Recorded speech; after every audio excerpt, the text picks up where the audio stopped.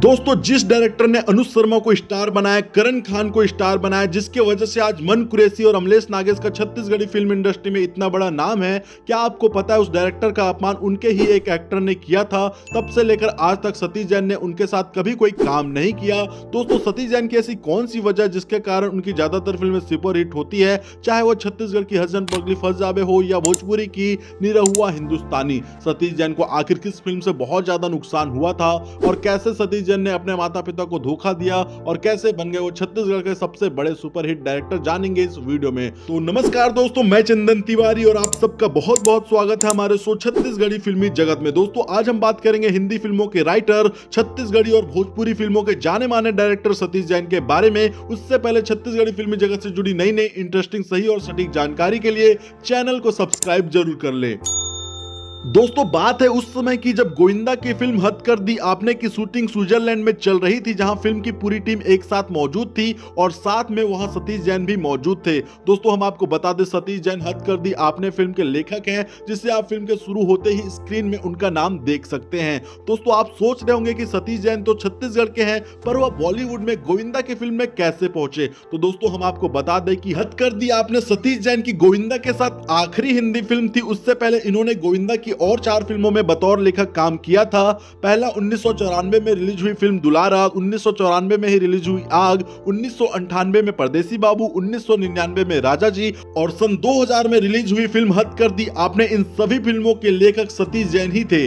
वैसे बतौर लेखक सतीश जैन की पहली हिंदी फिल्म पनाह थी, जो कि 1992 में रिलीज हुई थी, जिसके स्टार कास्ट में थे नसरुद्दीन शाह और पल्लवी जोशी, और यह फिल्म सुपर डुपर हिट हुई थी, जिसके कारण सतीश जैन का नाम पहले ही फिल्म से बॉलीवुड इंडस्ट्री में हो गया था।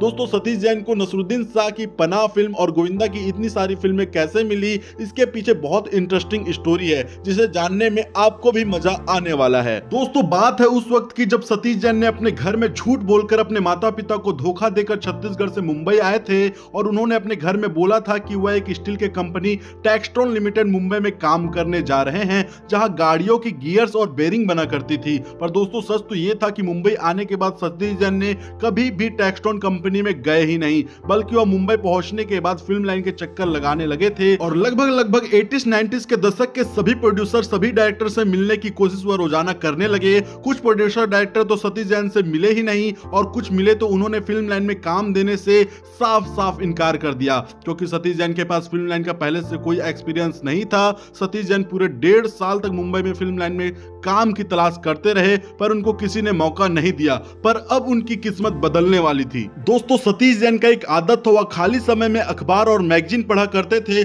और उस वक्त वह माधुरी मैगजीन को बहुत ज्यादा पढ़ते थे, क्योंकि उस मैगजीन में हर सप्ताह नई नई फिल्मों की जानकारी और बॉलीवुड में जो कुछ भी चल रहा होता था वह सब उस मैगजीन में हर सप्ताह छपता था। और उसके एडिटर थे विनोद तिवारी, और सतीश जैन सोचते थे कि माधुरी मैगजीन के एडिटर्स विनोद तिवारी जब हर हीरो हीरोइन को, डायरेक्टर प्रोड्यूसर को इतनी अच्छी तरह से जानते हैं और उनके बारे में अपने मैगजीन में इतना कुछ लिखते हैं, तो कहीं ना कहीं वो चाहे तो फिल्म लाइन में किसी ना किसी को बोलकर मुझे काम दिलवा सकते हैं। जैसे ही सतीश जैन ने ये सब सोचा, उसी दिन ही वह टाइम्स ऑफ इंडिया के ऑफिस पहुंच गए। दोस्तों, हम आपको बता दें कि टाइम्स ऑफ इंडिया उस वक्त की बहुत बड़ी न्यूज कंपनी थी और उसी कंपनी के अंतर्गत ही माधुरी मैगजीन छपा करती थी। सतीश जैन जैसे ही विनोद तिवारी से मिले तो सबसे पहले उन्होंने माधुरी मैगजीन का तारीफ किया, फिर कहा कि क्या आप मुझे किसी फिल्म में किसी को बोलकर काम दिलवा सकते हैं क्या। विनोद तिवारी ने मना कर दिया। उन्होंने अपना कुछ रीजन भी बताया और कुछ देर तक उनकी आपस में बात भी चली। फिर सतीश जैन वहां से वापस आ गए। उसके बाद सतीश जैन के लाइफ में एक ट्विस्ट आता है। दोस्तों, माधुरी मैगजीन में एक कार्यक्रम भी चलता था, लेटर्स टू एडिटर। उस दौरान सतीश जैन ने कई सारे स्टोरी और आर्टिकल विनोद तिवारी को भेजे थे और उनका आर्टिकल सच में बहुत अच्छा होता था, जो कि कभी कभी माधुरी मैगजीन में विनोद तिवारी सतीश जैन के आर्टिकल को छाप देते थे और पढ़ने वालों को भी उनका आर्टिकल काफी पसंद आता था और उनके 2 आर्टिकल को तो पुरस्कार भी मिल चुका था। उसके बाद माधुरी मैगजीन से उन्हें ऑफर आता है कि वह माधुरी मैगजीन ज्वाइन करे और जितने भी बॉलीवुड के सेलिब्रिटी हैं उनका वह इंटरव्यू ले। दोस्तों, सतीश जैन पहले मीडिया में कोई काम नहीं किया करते थे, इसलिए वह थोड़ा नर्वस थे, लेकिन इस जॉब से उन्हें फिल्म इंडस्ट्री के लोगों से मुलाकात और बात करने का मौका मिलता, इसलिए उन्होंने इस काम के लिए हाँ कर दिया।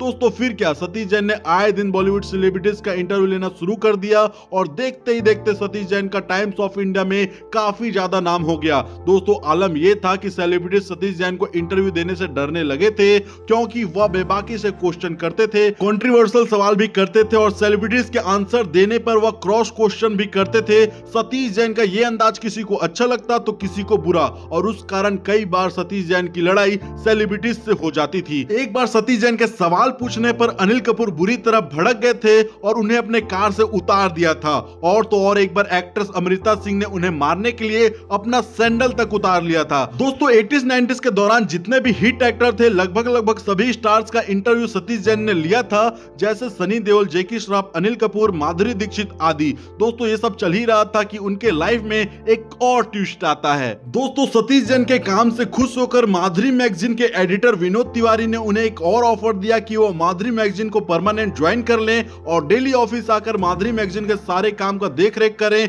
और इसके बदले उनकी तनख्वाह में भी इजाफा किया जाएगा। दोस्तों क्या आपको पता है सतीश जैन का सपना कुछ और था और मजबूरन वो कुछ और कर रहे थे, तो उन्होंने बड़े मुश्किल से सूझबूझ के साथ उस ऑफर को ठुकराया, क्योंकि वह विनोद तिवारी का दिल नहीं दुखाना चाहते थे। क्योंकि मुंबई आने के बाद 1.5 साल बेरोजगार रहने के बाद सबसे पहला काम देने वाले विनोद तिवारी थे, जिसके कारण ही वो आज इतने बड़े बड़े सेलिब्रिटीज से मिल पा रहे थे। खैर किसी तरह उन्होंने इस ऑफर को ठुकराया और अब उन्होंने ठान लिया कि वो अपने सपनों की नगरी फिल्म इंडस्ट्री में कदम रखेंगे। सतीश जैन ने विवेक ओबराय के पिता सुरेश ओबराय को कहा कि मुझे किसी फिल्म में बतौर असिस्टेंट डायरेक्टर लगवा दो। दोस्तों हम आपको बता दें कि सतीश जैन की दोस्ती सुरेश ओबराय से इंटरव्यू लेने के दौरान ही हुई थी। सुरेश ओबराय ने पूछा कि किसके साथ काम करना चाहते हो, तो सतीश जैन ने मुकुल आनंद का नाम लिया था, जो कि त्रिमूर्ति, अग्निपथ, खुदा गवाह और हम जैसे कई सुपरहिट फिल्मों के डायरेक्टर हैं। दोस्तों सुरेश ओबराय ने मुकुल आनंद से बात किया और सतीश जैन माधुरी मैगजीन को अलविदा करके मुकुल आनंद के पास चले गए।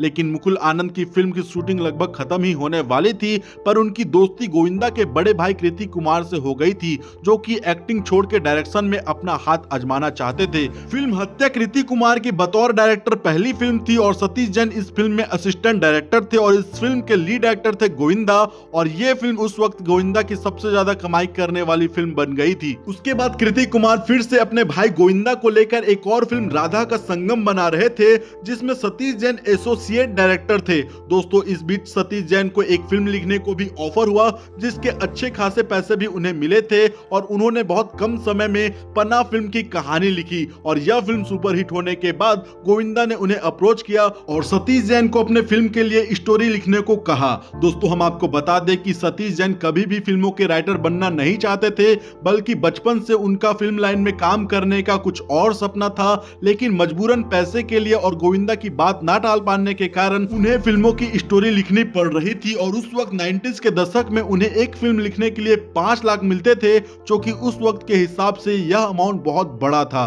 दोस्तों सतीश जैन बचपन से फिल्म लाइन में कौन सा काम करना चाहते थे और किसने उन्हें सपोर्ट किया था, हम आपको आगे बताएंगे। उससे पहले हम आपको बता दें कि जब हद कर दी आपने फिल्म की शूटिंग स्विट्जरलैंड में चल रही थी, तब सतीश जैन की लड़ाई गोविंदा से हो गई। कारण यह था कि सतीश जैन ने जो कहानी फिल्म के लिए लिखा था उस हिसाब से शूटिंग नहीं चल रहा था, बल्कि डायरेक्टर मनोज अग्रवाल अपने हिसाब से फिल्म बनाने लगे थे। तो सतीश जैन ने डायरेक्टर को टोका और दोनों आपस में ही बहस करने लगे। फिर गोविंदा बीच में आए और सबके सामने उन्होंने डायरेक्टर के तरफ से होकर सतीश जैन को ही बुरा भला बोलने लगे। सतीश जैन को यह बात बहुत बुरी लगी। उसी वक्त वह शूटिंग छोड़कर फ्लाइट से इंडिया वापस आ गए। तब से उन्होंने ठान लिया कि वो अब कभी भी गोविंदा के लिए स्टोरी नहीं लिखेंगे, और उनका मन हिंदी फिल्मों की तरफ से भी हटने लगा था, क्योंकि वो जो करना चाह रहे थे उन्हें वहां करने का मौका नहीं मिल रहा था। उसके बाद सतीश जैन बहुत सोच विचार करने के बाद छत्तीसगढ़ वापस आ गए। हालांकि उनकी एक और आखिरी हिंदी फिल्म सन 2015 में रिलीज हुई थी,